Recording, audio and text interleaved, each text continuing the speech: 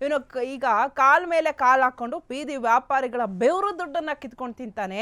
ಏನಾದ್ರೂ ಇವ್ರನ್ನ ಕಂಪ್ಲೇಂಟ್ ಕೊಡಕ್ಕೆ ಅಂತ ಉಪ್ಪರ್ಪೇಟೆ ಪೊಲೀಸ್ ಸ್ಟೇಷನ್ಗೆ ಹೋದ್ರೆ ಇವನ್ ಹೆಡ್ ಕಾನ್ಸ್ಟೇಬಲ್ ಗೋವಿಂದ ರಾಜು ಸಿಕ್ಕಾಬಟ್ಟೆ ದಿಮಾಕಲ್ಲಿ ಮಾತಾಡ್ತಾನಂತೆ. ಈಗಲೂ ಕೂಡ ಅಷ್ಟೇ ಆಗಿರೋದು.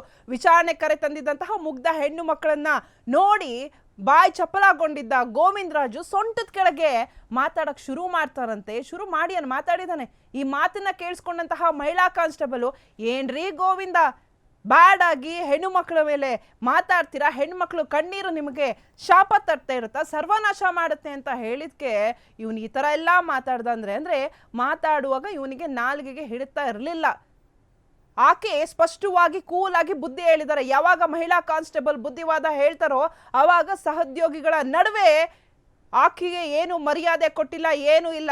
ತಕ್ಷಣ ಅವನೇನ್ ಕಾಲಲ್ಲಿತ್ತ ಆ ಬೂಟ್ನ ತಗೊಂಡು ಈ ಒಂದು ಹೆಣ್ಮಗಳ ಮೇಲೆ ತನ್ನ ದರ್ಪವನ್ನ ತೋರಿಸ್ತಾನೆ. ಇಂತಹ ಪೊಲೀಸರು ಬೇಕಾ ಪೊಲೀಸ್ ಸ್ಟೇಷನ್ ಅಲ್ಲಿ?